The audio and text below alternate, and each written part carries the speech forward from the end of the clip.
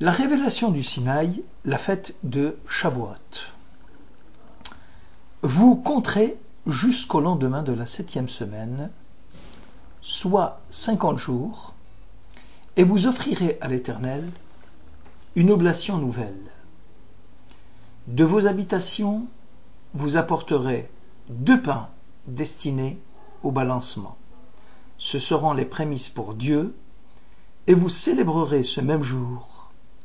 Ce sera pour vous une convocation sainte, où vous ne ferez aucune œuvre servile, statut invariable, dans toutes vos demeures pour de générations.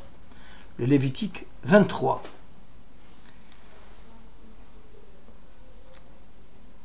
Tu auras aussi une fête de semaine pour les prémices de la récolte du froment, puis la fête de l'automne au renouvellement de l'année, Exode 34. Et dans le Deutéronome, puis tu compteras 7 semaines, aussitôt qu'on mettra le faucille au blé, tu commenceras à compter 7 semaines, et tu célébreras une fête des semaines en l'honneur de l'Éternel ton Dieu, à proportion des dons que ta main pourra offrir, selon que l'Éternel ton Dieu t'aura béni. Deutéronome. Voilà 3 textes, un de l'Exode, l'autre du Lévitique, l'autre du Deutéronome, et qui nous parle de la fête de Shavuot. On l'aura deviné. Il n'y a, dans ces 3 textes que nous venons de citer, aucune référence dans la Torah à la révélation du Sinaï, et qui soit liée à la fête de Shavuot. Cependant, par transmission orale, c'est à Shavuot que la Torah fut donnée à Israël.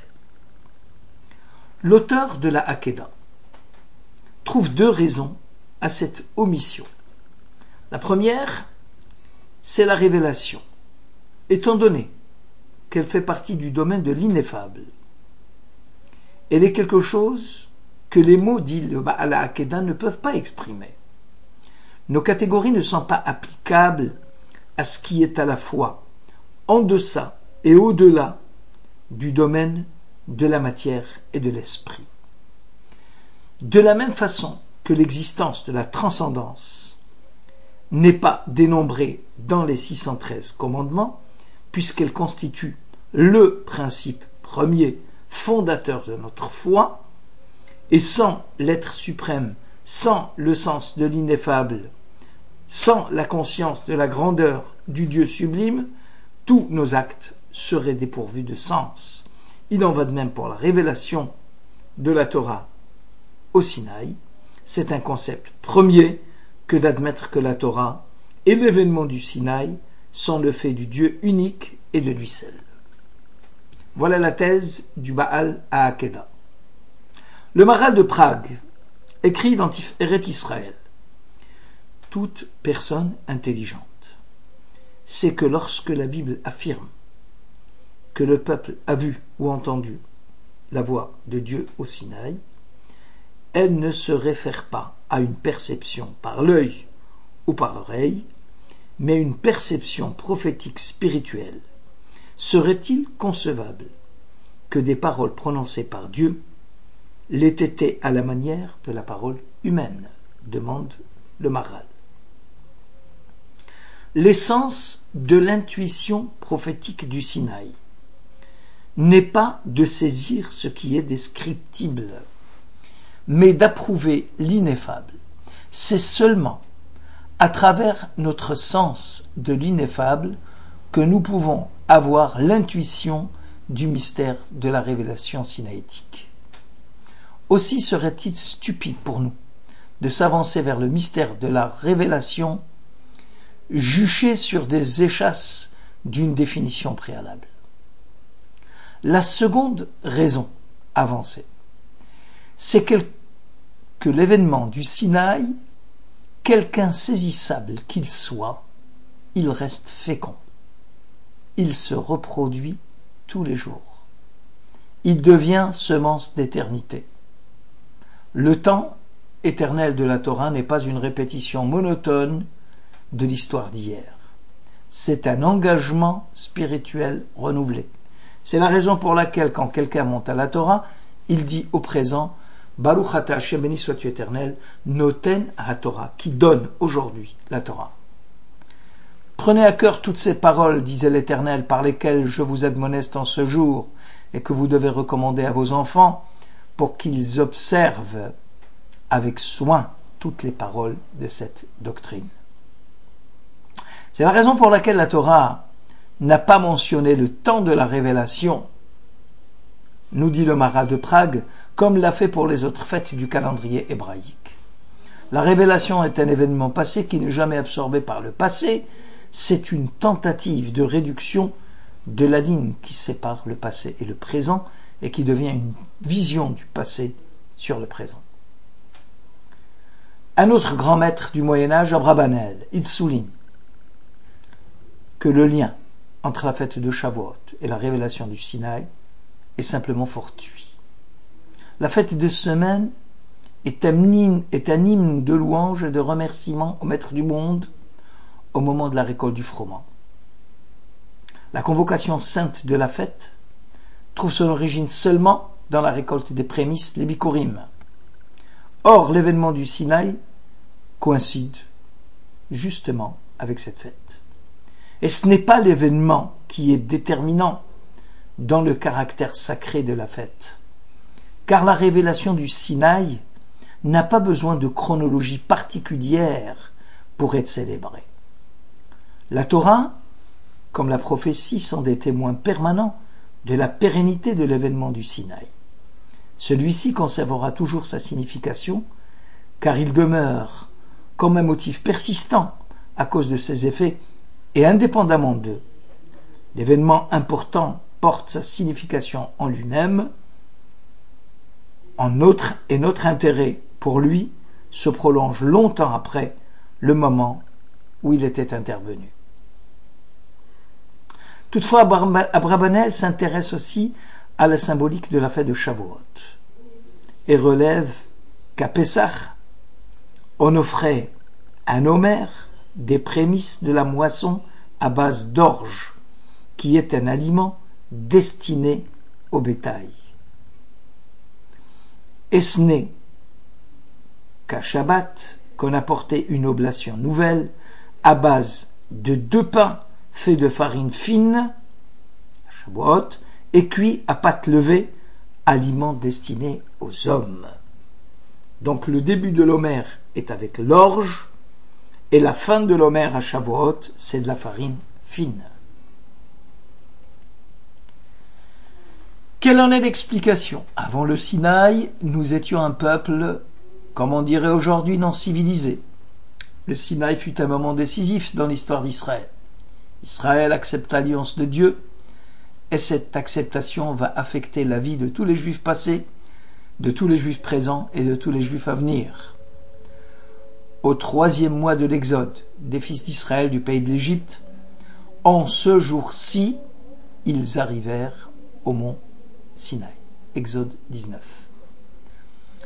Le jour du don de la Torah est toujours appelé Hayom Hazeh. Chaque jour, chacun d'entre nous a entendu la voix. Chacun d'entre nous a reçu le don divin de la liberté sur le mont Sinaï. L'oblation nouvelle, Mincha Chadasha, signifie un esprit nouveau qui anime désormais le peuple du Sinaï. Les contemporains de Moïse ont réussi à transcender le présent. Ils ont engagé les générations postérieures sur la parole de Dieu, justement parce qu'ils étaient capables de penser la vie en termes d'éternité. La supputation de l'Omer, Sfirat HaOmer, est venue justement montrer combien l'attente était grande et pénible.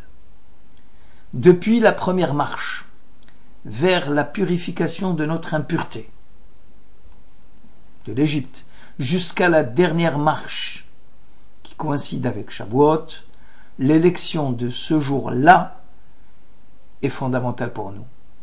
Ce moment a changé pour nous le monde, se référant à ce moment, un sage du Talmud s'est écrié, n'était ce jour-là, disait-il.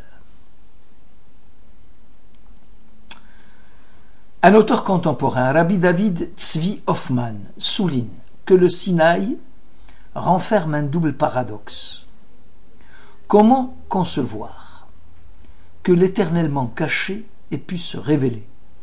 Comment est-il possible à l'homme de supporter la présence écrasante de Dieu?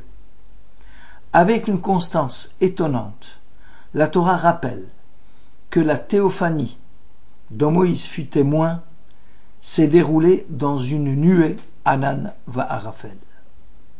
Dieu appela Moïse au milieu de la nuée, Exode 24. Dieu descendit dans la nuée, Exode 34. La gloire de Dieu apparut dans la nuée, Exode 16. Ces termes, Anan, Arafel, traduisaient sans équivoque que Dieu est voilé. La révélation se situe dans un lieu obscur et dans le plus secret des nuages. Là où existe le risque entre le Dieu unique et l'absolu, d'une part, et la multitude des divinités que prend le polythéisme, d'autre part, Dieu observe le silence. Le col de Mamadaka délit le prophète, ce petit bruissement, ce silence qui est critère de transcendance, les 10 paroles sont les 10 paroles du Dieu unique et absolu. Israël doit prêter seulement attention au fait qu'il n'a vu ni image, ni statue au mont Horeb au milieu du feu. Ces visions prophétiques doivent contribuer à fixer dans la mémoire collective le Mahamad Har Sinaï, la révélation du Sinaï. La fête des récoltes qui s'ensuit est un poème en hommage à Dieu pour le bénir de ses bienfaits, car il est le maître de la nature. Aussi, pas une seule allusion n'est faite dans la Torah à la relation qui pourrait exister entre la théophanie et la fête des semaines. Toutefois, les commentateurs de la Bible soutiennent que la fête de Shavuot est l'aboutissement de la fête de Pessah. La théophanie est le point d'achèvement de la libération physique qui avait lieu à Pessah. La Pâque est le début de la saison des moissons et Shavuot en est la fin, soit 50 jours après, ce qui correspond aux 50 années du jubilé qui tombe après 7 Shemittot, repos de la terre la 7e année, le jubilé marquant la fin de la période de l'esclavage, qui en devient affranchi. Shavuot marque l'alliance du Sinaï qui scelle le pacte de Dieu et d'Israël avec l'engagement de ne pas choisir d'autre divinité que Dieu, puisque les esclaves du Pharaon sont désormais affranchis. Le Ktav Ve'Hakabbalah, un autre commentateur, montre que la supputation de l'Homère a pour finalité de soumettre la nature à la souveraineté divine. Le balancement des pains à Anaphat à Homère, aux 4 points cardinaux, marque le symbole de la puissance divine qui anime le monde naturel, qui se manifeste dans les lois de la matière et qui produit les merveilles de la vie. Le mot Homère, dit le Ktav Ve'Hakabbalah, découle étymologiquement de l'otit amer bo, c'est-à-dire ne l'assujettis pas, ne le soumets pas à la volonté de quelqu'un. Les jours de l'Homère sont ceux de la soumission de notre propre volonté à celle de Dieu. Le Homère, qui a lieu en début de moisson, marque l'emprisonnement des épis de blé jusqu'à leur croissance définitive et leur transformation en pain de farine fine à Shavuot. Voilà une belle explication qui relie la fête de Shavuot à la fête des moissons. Israël, prisonnier de ses désirs, esclave de ses passions, se libère chaque jour de l'Omer pour atteindre en définitive Shavuot, qui signifie la fin de l'assujettissement. Shavouï, c'est précisément l'autre nom donné à la fête de Shavuot, puisque Shavouï, ça veut dire celui qui est prisonnier, et la fête de Shavuot est appelée aussi Atzeret, qui signifie aussi en hébreu la captive, la prisonnière. Israël est sorti d'Égypte, de sa propre Égypte, et il soumet désormais sa volonté à celle de Dieu. Les deux expressions classiques qui décrivaient l'événement du Sinaï sont Matan Torah et Kabbalat Torah, le don de la Torah et son acceptation. La révélation fut à la fois un événement de la vie de Dieu et un événement dans la vie de l'homme. Ce fut le moment où Dieu ne fut plus seul. Shavuot est la parole de Dieu et de l'homme, le témoignage d'une révélation et d'une réponse de la part du peuple. Hag Shavuot Sameach.